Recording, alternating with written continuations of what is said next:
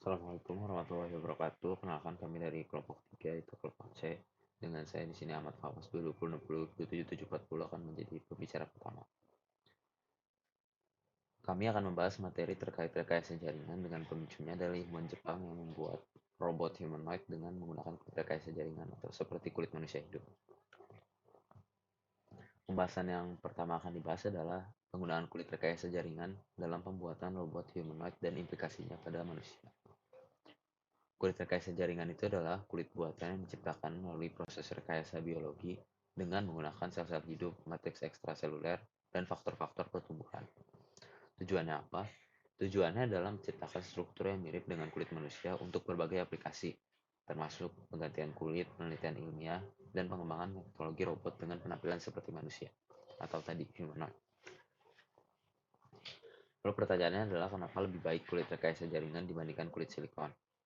Jawaban yang pertama dari hasil diskusi kami adalah teksturnya yang lebih mirip manusia. Kulit rekayasa jaringan memiliki tekstur yang mendekati kulit manusia, termasuk jadi ada muncul kerutan dan juga tekstur yang halus. Tekstur yang alami dan realistis pada robot sangat penting untuk menciptakan penampilan yang mirip manusia, yaitu gunanya adalah untuk meningkatkan interaksi manusia dengan robot atau sebaliknya, robot dengan manusia. Yang kedua adalah fungsinya yang menyerupai kulit manusia. Kulit rekayasa jaringan memiliki fungsi yang lebih mendekati kulit manusia, seperti memiliki kemampuan untuk berkeringat dan juga punya kemampuan sensorik. Kenapa itu penting? Karena kalau misalkan yang berkeringat, kemampuan berkeringat pada manusia itu gunanya adalah untuk mengatur suhu tubuh, suhu dalam tubuh. Jadi makanya mengeluarkan cairan yang berupa garam. Lalu yang ketiga adalah strukturnya lebih kompleks. Teknologi rekayasa jaringan memungkinkan struktur kulit dengan tambahan neuron sensorik, folikel rambut, dan kelenjar keringat yang tadi. Struktur yang lebih kompleks ini memperkaya fungsionalitas kulit rekayasa dan berpotensi mengarah pada pengembangan prostetik dan implan biomedis yang lebih canggih. Ini gunanya ke depannya gimana? Misalkan ada kecelakaan yang mengakibatkan misalkan kakinya menjadi nggak ada. Nah, itu bisa diganti dengan Bionix. Kalau Bionix kan dia misalkan Bionixnya belum pakai kulit rekayasa jaringan. Berarti kan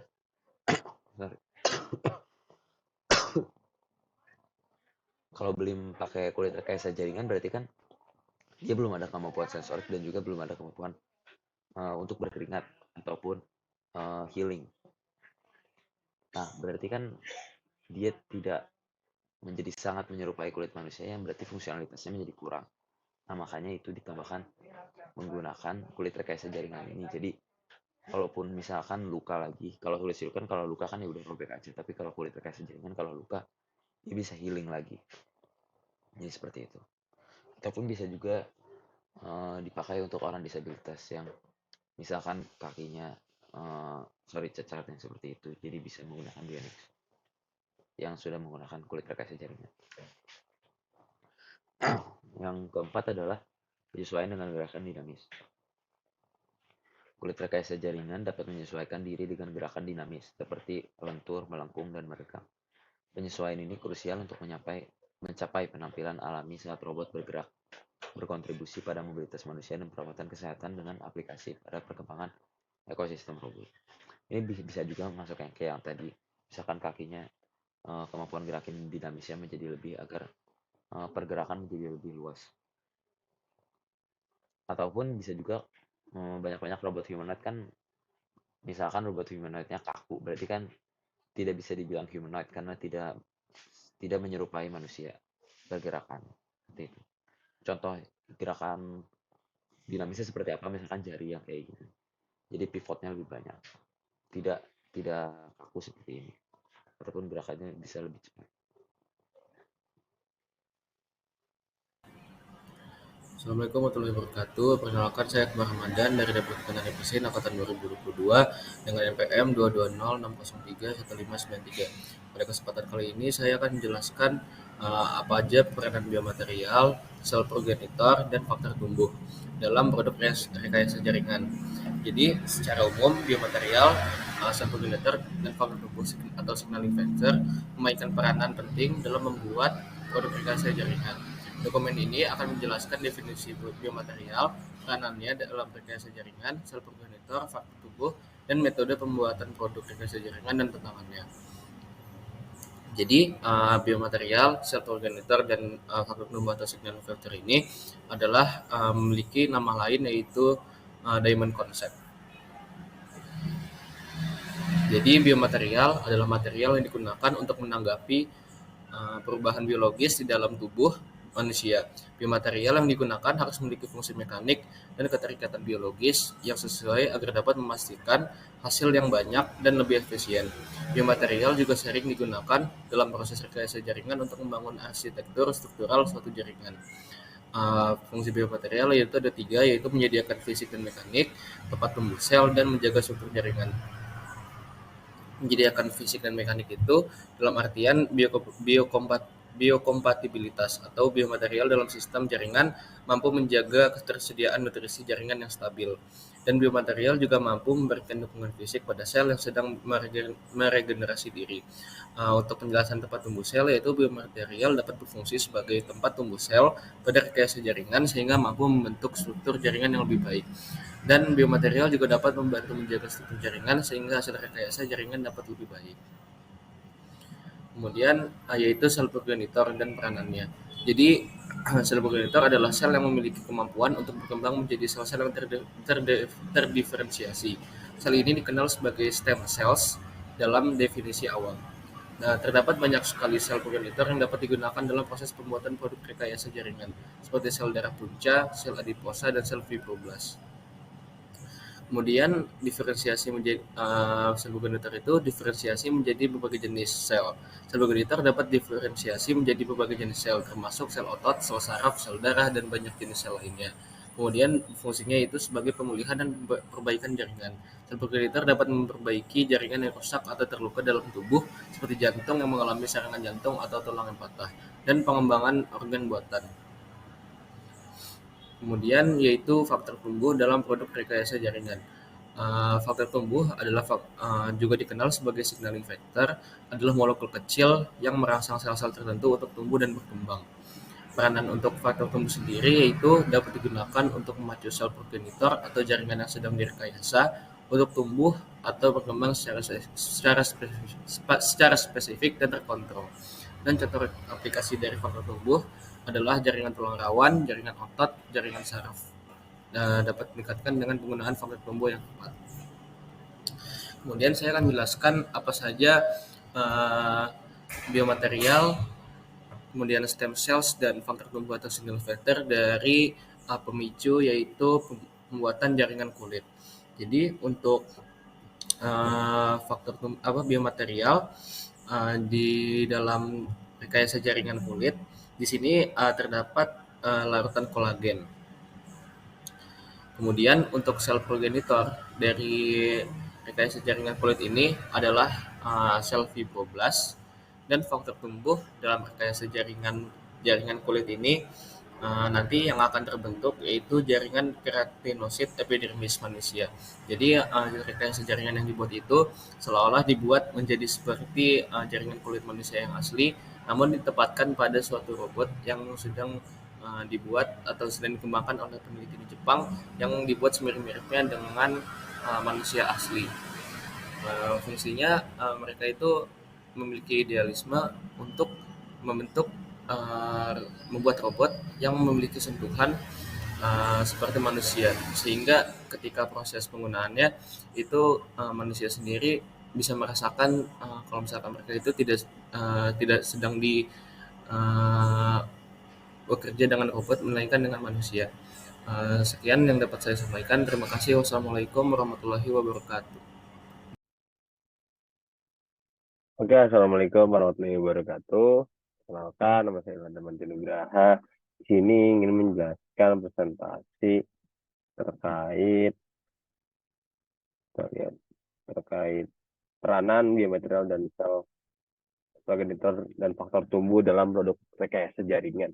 Tentunya produk biomaterial, sel progenitor, dan faktor tumbuh atau biasa kita sebut signaling factor ya, mereka ini memainkan peran penting dalam membuat produk rekayasa jaringan. Dan pada presentasi kali ini kita akan menjelaskan definisi biomaterial, peranannya dalam rekayasa jaringan, dan salah progenitor serta faktor tumbuh dan metode pembuatan produk rekayasa jaringan dan tantangannya. Oke, lanjut di slide berikutnya. Biomaterial adalah material yang digunakan untuk menanggapi perubahan biologis dalam tubuh manusia. Biomaterial yang digunakan harus memiliki fungsi mekanik dan keterkaitan biologis yang sesuai agar dapat memastikan hasil yang banyak dan lebih efisien.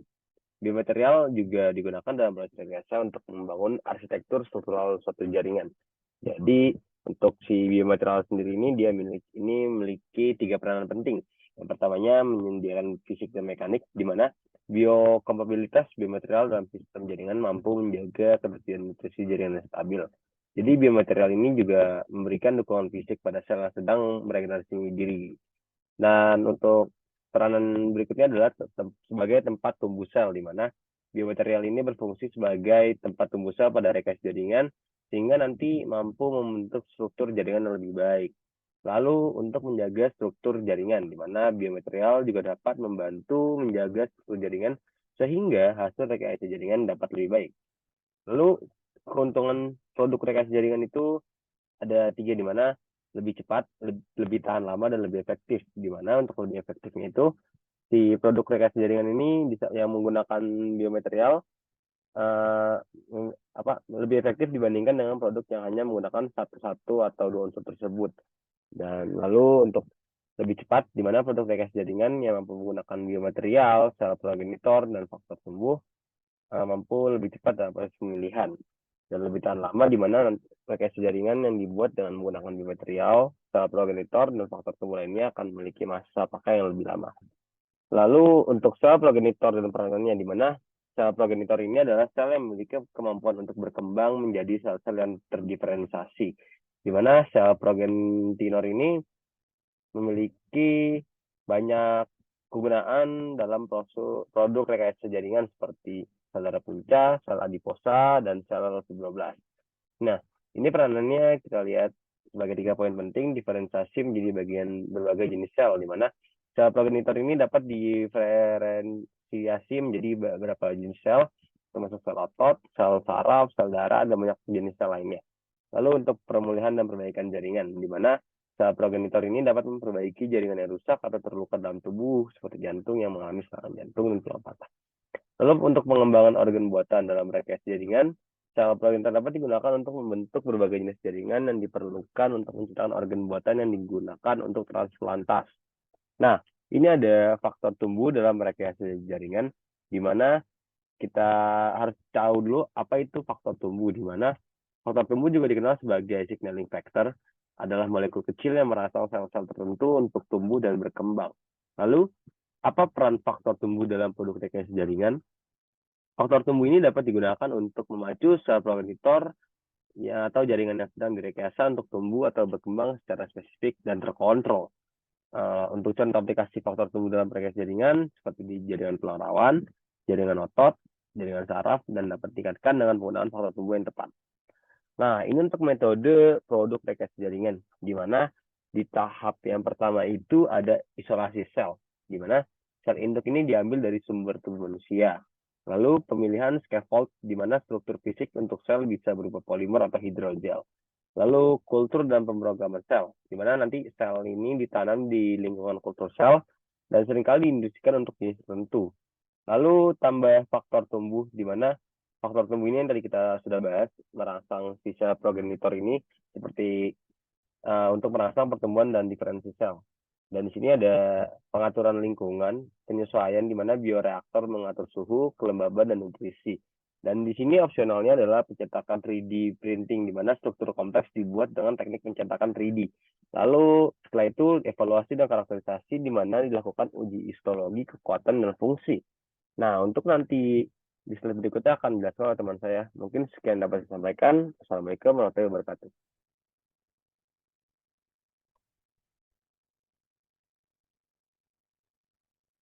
Assalamualaikum warahmatullahi wabarakatuh. Perkenalkan, nama saya Muhammad Arsi Sidik, dari teknik mesin 2022, NPM 22060552. Saya dari kelompok 3 atau C.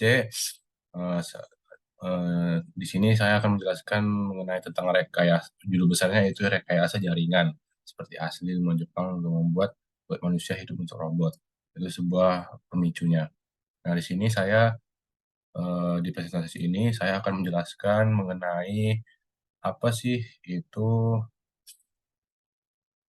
apa sih itu bioprinting. Nah, kita bisa lihat di sini bioprinting adalah teknologi canggih yang memungkinkan pencetakan struktur biologis. Biologis itu seperti apa sih? Seperti organ dan jaringan. Nah, eh, menggunakan cetakan 3 dimensi. Nah, seperti yang ada di layar, eh, dia membuat sebuah organ menggunakan cetakan 3 dimensi dengan campuran berbagai jenis sel hidup dan biomaterial. Nah, di sini merupakan 3 langkah dasar untuk proses bioprinting. Apa aja? Yang pertama itu pra-bioprinting. Pra-bioprinting ini melibatkan pembuatan file digital untuk dibaca oleh printernya. Saat ini file-file ini sering didasari pada CT scan dan MRI.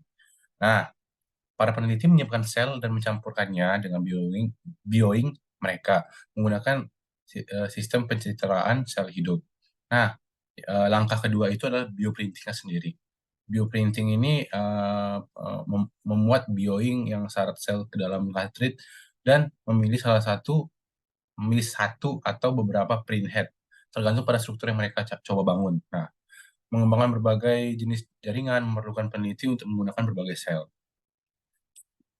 Langkah terakhirnya itu adalah post bioprinting. Sebagian besar struktur dihubungkan secara silang menjadi sepenuhnya stabil. Pengikatan silang biasanya dilakukan dengan memperlakukan kontrol membantu peneliti menentukan jenis pengikatan silang apa yang digunakan. Jadi bisa dibilang post bioprinting ini adalah pengikatan silangnya. Di sekitarnya atau gimana, contoh apa sih contoh produk bioprintingnya tuh. Nah, di situ tuh ada contohnya tuh ada banyak, tapi beberapa yaitu jaringan buatan, organ buatan, dan model penyakit. Nah, kita mulai dari organ buatan dulu. Nah, organ buatan itu adalah salah satu prestasi terkemuka dalam bioprinting. Nah, apa sih prestasi terkemukanya itu, yaitu pencetakan organ buatan yang dicetak dengan presisi tinggi menggunakan campuran sel hidup dan biomaterial yang cocok. Nah, yang kedua itu jaringan buatan. Nah, jaringan buatan ini dapat digunakan untuk perawatan pasien dengan cedera atau kerusakan jaringan, serta untuk mengembangkan metode uji obat. Nah, eh, yang ketiga itu adalah model penyakit. Membuat model penyakit yang menggambarkan kondisi medis tertentu sehingga para peneliti memahami lebih baik apa sih tentang perkembangan penyakit-penyakitnya tuh. Oke. Nah, di sini saya akan menjelaskan perkembangan terkini dalam bioprinting. Nah, perkembangan terbaru dalam bioprinting seperti peningkatan presisi, penggunaan sel IPS, dan pengembangan biomaterial. Pengembangan ini telah mengatasi tantangan teknis. Nah, ini memberikan harapan besar bagi kita dalam mengatasi kekurangan organ donor, memahami penyakit, dan menciptakan obat yang lebih efektif. Itu memberikan dampak positif bagi kita. Nah, dengan penelitian dan inovasi yang terus berlanjut sampai ke depannya, dari sekarang dan sampai ke depannya, diharapkan akan ada pencapaian yang lebih besar di masa depan. Nah, membentuk terapi regeneratif dan pengembangan obat yang lebih baik. Ini semakin mendekatkan kita pada kenyataan mencetak organ dan jaringan buatan yang dapat menyelamatkan nyawa dan meningkatkan kualitas hidup manusia sampai ke depannya. Oke. Sekian presentasi dari saya. Apabila ada kesalahan, mohon dimaafkan. Saya tutup dengan Assalamualaikum warahmatullahi wabarakatuh. Saya Noval, di sini saya akan menjelaskan mengenai produk rekayasa jaringan dan bagaimana prosesnya. Nah, proses produk rekayasa jaringan ini telah banyak dikembangkan dan produknya juga sudah banyak. Salah satu contohnya adalah kulit untuk robot. Nah, Selain itu, saya akan menjelaskan 3 contoh lainnya, yaitu rekayasa jaringan tulang, kartilago, dan pembuluh darah. Nah, yang pertama ada rekayasa jaringan tulang. Rekayasa jaringan tulang ini dilakukan untuk memperbaiki atau mempertahankan fungsi alami dari jaringan tulang dengan cara merestorasi dan mempertahankannya. Kemudian, salah satu caranya itu dengan mengimplankan skafol tulang ke bagian tulang yang mengalami defek massa. Nah, skafol sendiri ialah matriks ekstraseluler yang menjadi medium tumbuh dari jaringan tulang alami pada jaringan tulang yang mengalami defek massa hingga kembali meregenerasi dirinya. Nah, tulang sendiri terdiri dari matriks ekstraseluler atau ECM, di mana pada skala nano memiliki struktur berserat yang timbul dari interaksi antara komponen organik, terutama kolagen tipe 1, dan anorganik, mineral apatit karbonat. Nah, struktur skala nano dapat direplikasi dalam scaffold menggunakan electrospinning yang menghasilkan struktur berserat dengan diameter serat dengan skala nano sampai mikrometer. Nah, struktur ini memiliki beberapa karakteristik, yaitu porositas tinggi, luas permukaan yang tinggi, dan struktur mirip ECM pada tulang. Pembuatan scaffold sendiri pada rekayasa jaringan tulang menggunakan metode electrospinning, di mana tidak akan menghalangi sel dalam berfiltrasi dan bermigrasi. Selain itu, struktur mikrofiber dan nanofibernya dan yang terbentuk secara acak dapat meningkatkan pelekatan sel dan proliferasi sel. Scaffold tulang dibuat dari bahan komposit, yaitu material anorganik atau hidroksiapatit dan beberapa material organik. Nah, kemudian yang kedua ada rekayasa jaringan kartilago atau tulang rawan. Nah, pada rekayasa jaringan ini ada setidaknya 6 tahapan dalam prosesnya. Yang pertama yaitu cell isolation, yaitu sel punca atau stem cell akan diisolasi dari pasien atau donor. Sel yang biasa dipakai dalam rekayasa jaringan adalah sondocyte karena sel tersebut memproduksi tulang rawan. Nah, yang kedua ada cell expansion, yaitu proses di mana sel yang telah diisolasi tadi akan diperbanyak jumlahnya di laboratorium. Yang ketiga, scaffold preparation atau persiapan pada scaffoldnya. Nah, setelah itu yang keempat ada cell seeding. Cell seeding ini adalah proses di mana sel dimasukkan pada scaffold untuk kemudian tumbuh dan berdiferensiasi. Kemudian yang kelima ada maturasi atau pendewasaan dan penambahan nutrisi pada si scaffold dan cell seeding dan selnya. Nah, kemudian yang nomor 5 ada yang terakhir ada implantation atau proses pengimpanan, di mana implan akan diinjeksi untuk menggantikan jaringan yang rusak. Kemudian ketiga ada rekayasa jaringan pembuluh darah atau blood vessel. Pembuluh darah buatan diproduksi dengan tujuan membuat struktur yang menyerupai pembuluh darah alami. Nah, scaffolding ini dibuat dari bahan yang biokompatibel dan bisa difabrikasi dengan beberapa cara, seperti sheet rolling dan 3D bioprinting. Sel yang digunakan adalah sel endotelial yang membentuk lapisan dalam pembuluh darah. Saya akan jelaskan mengenai teknik 3D bioprintingnya. Nah, yang pertama itu adalah tahap persiapan atau pre-bioprinting, di mana pada tahapan ini melibatkan pembuatan file digital untuk dicetak, kemudian menyiapkan sel, dan menggabungkannya dengan bioink atau tinta dari bahan yang biokompatibel. Kemudian yang kedua ada bioprinting. Nah, proses bioprinting ini melibatkan pencetakan sel dan biomaterial dengan pola-pola tertentu untuk membentuk konstruksi 3 dimensi. Nah, proses ini bisa dilakukan dengan 2 cara, yaitu coaxial nozzle bioprinting dan juga laser assisted bioprinting. Yang ketiga, proses setelah bioprinting atau post bioprinting. Pada tahapan ini melibatkan proses maturasi yang telah dijelaskan sebelumnya atau pendewasaan. Nah, kemudian yang keempat ada penggabungan si pembuluh darah antara yang gabungan dan alami. Nah, terdapat 2 strategi untuk penggabungan ini. Yang pertama melibatkan kontrolan dari angiogenesis faktor atau faktor angiogenesisnya. Nah, yang kedua dengan cara melakukan direct printing atau pencetakan secara langsung kepada scaffold vaskulernya, di mana tujuan dari printingnya itu untuk mencetaknya langsung pada atau di sekitar scaffoldnya. Nah, kemudian yang terakhir ada pengujian dan validasi. Ini adalah satu step terakhir untuk melakukan validasi apakah teknik-teknik tadi telah cukup baik dan berfungsi. Nah, berikut adalah beberapa referensi yang kami gunakan dalam mengerjakan pemicu 2. Sekian dari kelompok kami. Assalamualaikum warahmatullahi wabarakatuh.